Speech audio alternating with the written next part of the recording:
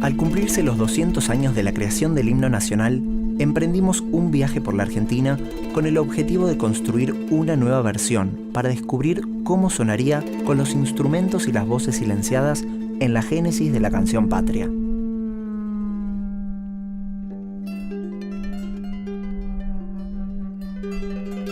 En nuestro paso por el centro del país, intentaremos traer esos sonidos ausentes, mientras recorremos la historia de nuestro himno y comprendemos los diferentes usos simbólicos que se le dieron en la lucha por la conformación de un ser nacional.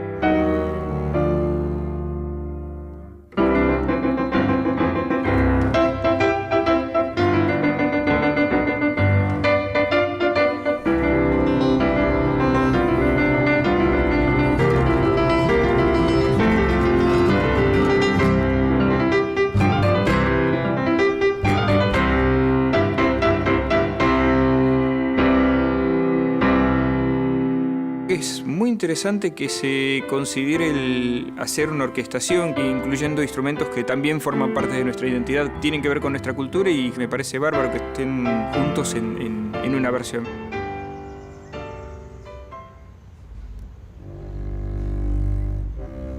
El himno nacional argentino, que es uno de los símbolos que identifica a la nación argentina, fue creado en el marco del proceso revolucionario. El himno nacional es el resultado de la política que la Asamblea del año 13 pone en marcha apenas toma el poder para, digamos así, inventar la nación argentina. En el marco del proceso revolucionario, o incluso un poco antes, si consideramos las invasiones inglesas, comenzaron a producirse muchos poemas y canciones que buscaban reivindicar o exaltar esos sucesos.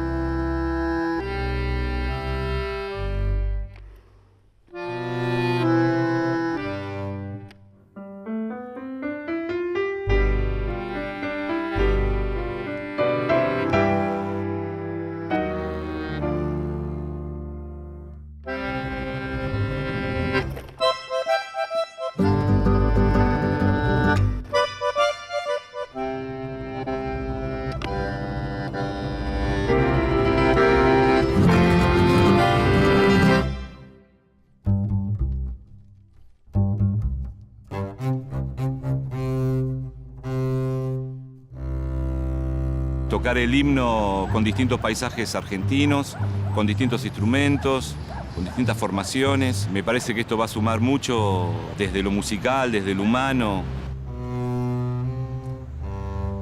El 25 de mayo se convirtió en una fecha fundamental en la memoria de la sociedad porteña y luego de lo que sería la nación argentina. Vicente López fue elegido diputado a la Asamblea del año 13. Fue precisamente ese cuerpo que en su origen había querido declarar la independencia y sancionar una constitución que organiza a los pueblos del Río de la Plata, la que decidió oficializar a la marcha escrita por Vicente López y que aprobó la música compuesta por Blas Parera. Para componer tanto la poesía como la música se inspiraron en modelos europeos.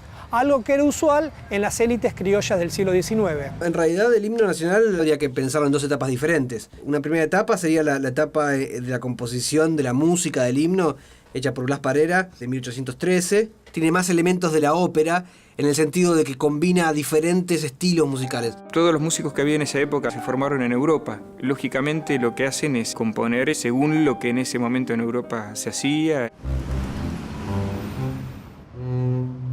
El himno, nacido como una marcha patriótica, tenía un evidente tono militar y antiespañol, manifestación propia del momento que se vivía. No hay que olvidar que dentro de lo que posteriormente será el territorio argentino, habrá enfrentamientos contra España hasta el año 1820. La marcha fue escrita en un contexto de fuertes enfrentamientos entre los gobiernos revolucionarios y las fuerzas que defendían el mantenimiento del vínculo entre América y España como colonias. Es por eso que buena parte de su letra marca una serie de triunfos militares, exaltándolos, y tiene una fuerte impronta antiespañola. El himno es el resultado de un momento de crisis política, de crisis militar, de crisis social. Es para convencer a la gente de que tenga ganas de ir a pelear contra los españoles, por supuesto. España venía arrastrando una crisis desde fines del siglo XVIII, pero a comienzos del siglo XIX esta se radicalizó al producirse lo que se conocen como las abdicaciones de Bayona, por lo cual la corona española terminó pasando a manos del hermano de Napoleón Bonaparte. Estas son las famosas noticias que llegan de España, que dan inicio a lo que en la historia argentina se conoce como la Semana de Mayo. La Junta Central cayó y es necesario tomar decisiones.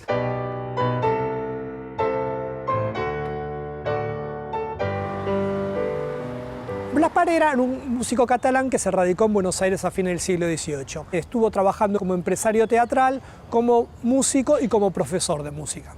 Después de la Declaración de Independencia en 1816, Blas Parera tuvo que optar si adoptaba la nueva ciudadanía o si seguía siendo leal a su país natal. Al parecer, esta fue la razón por la cual decidió regresar a España. No se sabe si en buenos o malos términos, ya que en realidad sobre su vida es poco lo que se sabe.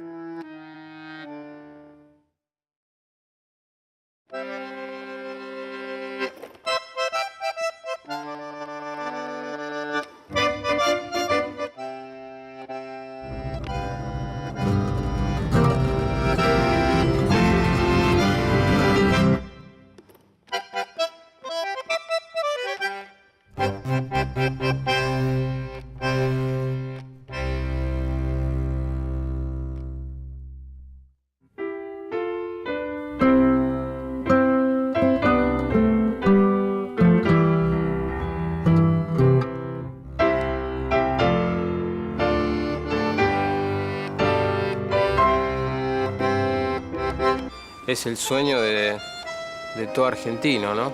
Ver todas las cosas que tenemos, disfrutar de los paisajes, de las sonoridades, de los colores de la piel de la gente, de la forma de hablar, los dialectos que hay, de los acentos que hay. Me parece que justamente hacerlo con el himno es como dos piezas que ensamblan exacto. El 28 de mayo de 1813 se estrena el himno en el Teatro Coliseo, cantado por un grupo de chicos que están vestidos de indios y que acompaña una orquesta. Se sabe qué instrumentos lo acompañaron, pero no se sabe exactamente qué tocaron. En 1813, frente a la iglesia de la Merced, se encontraba el viejo Teatro Coliseo, inaugurado en tiempos de la colonia. El himno se presentó allí por primera vez en la noche del 28 de mayo. Cuenta la Gaceta Ministerial del Gobierno de Buenos Aires del 8 de junio de 1813. Una comparsa de niños ricamente vestidos al traje indiano entonó con suavísimas y acompasadas voces la canción patriótica que oyó el concurso de pie. Se terminó con grandes vivas y alegres exclamaciones. Tal vez aquella noche, hace 200 años, también se anunciaba el inicio de la ceremonia con el tañido de las campanas. Desde su primera presentación, el himno mostró toda su teatralidad, su sentido litúrgico, pedagógico y su poder simbólico plenamente vinculado a la construcción de un Estado y de una nación.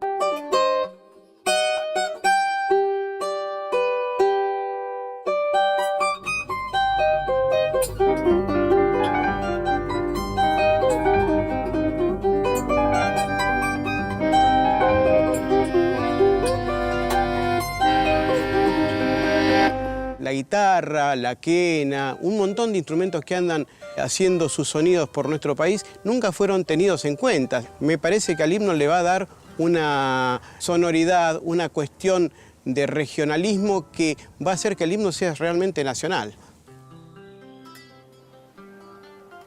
La marcha patriótica fue presentada públicamente por primera vez al celebrarse el tercer aniversario de la Revolución de Mayo en la Plaza de la Victoria, actual Plaza de Mayo. Sin embargo, existe una tradición que sostiene que pocos días antes había sido ejecutada en un ámbito más cerrado, no público, en una tertulia en la casa de Mariquita Sánchez de Thompson. Esta versión encontró su forma y es reconocida a través de un cuadro pintado a principios del siglo XX por el pintor chileno Pedro Subercaseaux. En ese cuadro aparecen figuras importantes de la época y posteriores, como Bernardo de Monteagudo, José de San Martín, el general Balcarce, poetas como el propio Vicente López, Esteban de Luca y Cayetano Rodríguez. María Sánchez de Velasco, más conocida como Mariquita, fue una figura muy importante en la vida pública porteña de la primera mitad del siglo XIX. En esa época la mujer no podía ocupar el mismo lugar en el espacio público que los hombres. Sin embargo, en ciertos ámbitos privados o semipúblicos como en las tertulias, ellas podían desarrollar un rol importante.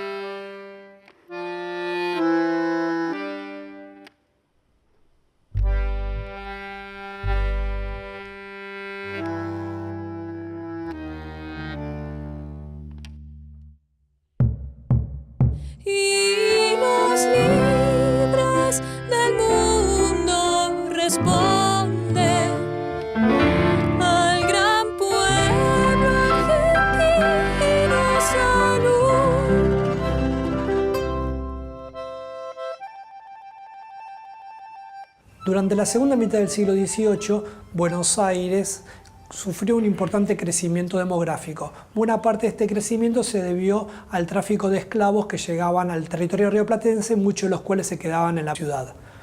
Esto generó que hubiera una gran población de esclavos y libertos que fueron muy importantes en las guerras revolucionarias como soldados.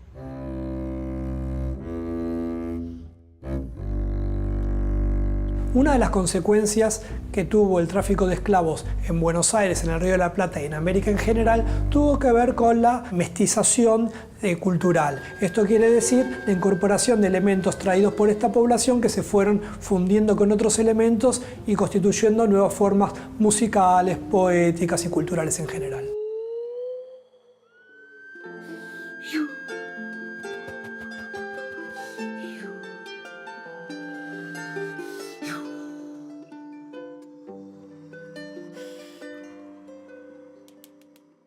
Creo que sí hay algo que está grabado en la memoria musical del ser argentino, es el himno nacional, ¿no? Y es lo primero que se nos empieza a grabar en esta memoria musical que vamos guardando todo ser argentino.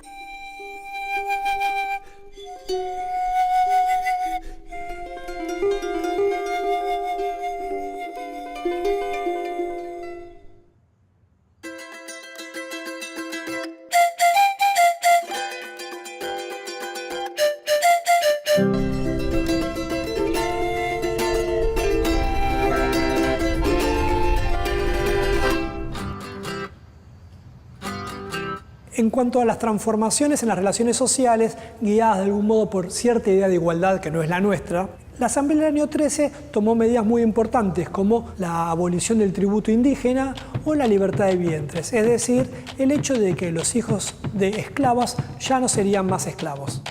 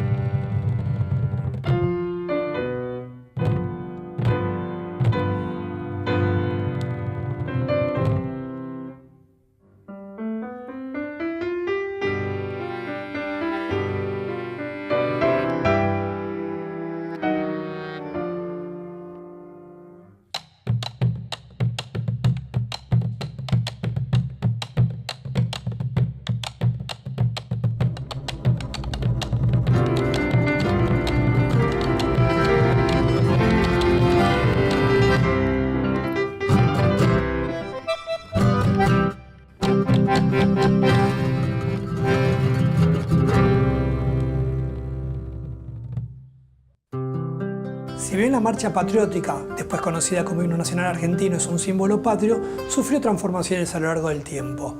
Esta historia tiene que ver también con las transformaciones que fue sufriendo la sociedad rioplatense y luego argentina en los últimos 2 siglos. Una de las primeras innovaciones y más decisivas fue la música y fue hecha por un músico criollo llamado Esnaola, que en 1860 aproximadamente fijó una versión musical que sería la que finalmente terminaría adoptándose. La versión que estamos más acostumbrados a escuchar y que hemos escuchado en la escuela y demás es la versión reorquestada por Esnaola en 1860. Esa versión tiene un carácter más marcial, con un carácter más de banda militar, digamos. La letra también sufrió modificaciones, pero tuvo más que ver con recortes en los que se buscó dejar de lado todo lo que tenía un contenido antiespañol. A sus plantas rendido un león, en el texto del himno recuerda de qué enemigo se trata, es este león ibérico. En mi provincia de La Pampa nosotros tuvimos la campaña del desierto que dirigía Roca. De general le entusiasmaba eso de andar escondiendo cosas o haciendo desaparecer cosas. Y con el himno también sucedió algo parecido. Él notó que la letra esta original era muy beligerante contra España y entonces la censuró. Hacia fines del siglo XIX esto se transforma en un problema diplomático. Durante décadas los embajadores españoles tenían la consigna de irse de los actos oficiales donde se cantara el himno. Tiene que ver con los cambios ocurridos a principios del siglo XX y con la presencia de inmigración española y con una reconsideración del vínculo entre América y Argentina con España.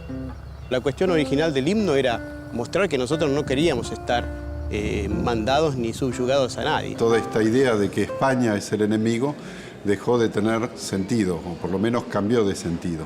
El himno, como todo hecho social y cultural, tiene una historia. Y para que haya podido perdurar a lo largo de esta historia, tuvo que haber tenido la capacidad de poder significar y decir cosas que sean importantes para la sociedad. Esto implicó también que sufriera transformaciones, tanto en su música como en su letra. Procurando poner fin a los debates sobre la letra y la música del himno nacional, en 1944 el gobierno de facto del general Edelmiro Farrell decidió sancionar una versión oficial que es la que actualmente se conoce. La letra de esa versión es la que había sido recortada décadas antes, procurando dejar de lado toda idea o sentimiento anti-español, mientras que la música era la que había sido arreglada hacia 1860 por Esnaola.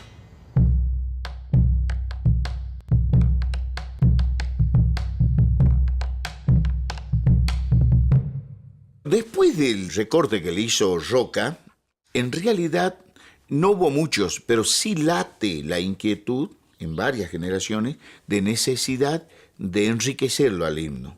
Yo creo que si le preguntamos a un joven por qué lo tararía, en vez de cantarlo al himno, es muy probable que no nos pueda explicar. A mí me parece, modestamente, avisorar que los jóvenes están expresando la necesidad de ser incluidos y de incluir muchas cosas que ellos quieren que sean incluidos.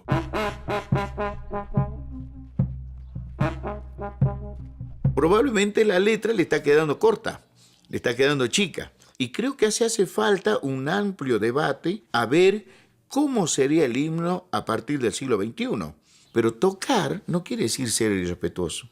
Pero ¿por qué no darnos la oportunidad de mirar entre todos, de una manera respetuosa, armónica, bajo un sustento revolucionario que dice unidad, crítica, unidad?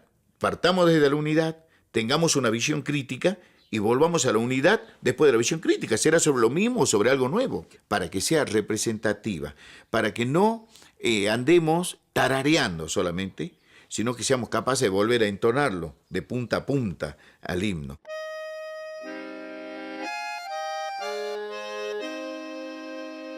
Así como el himno fue creado en una coyuntura de poder revolucionaria y antiespañola, la sanción de la versión final que hoy conocemos también formó parte de sucesivas operaciones y disputas en un nuevo contexto, ya desde finales del siglo XIX, cuando la necesidad de consolidar un Estado y crear una nación se hicieron patentes.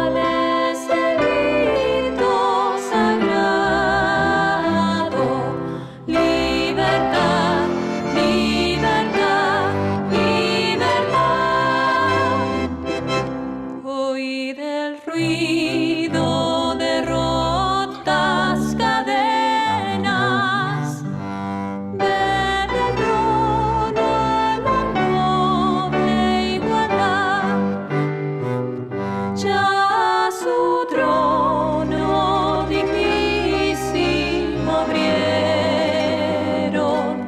las provincias unidas del sur y los libres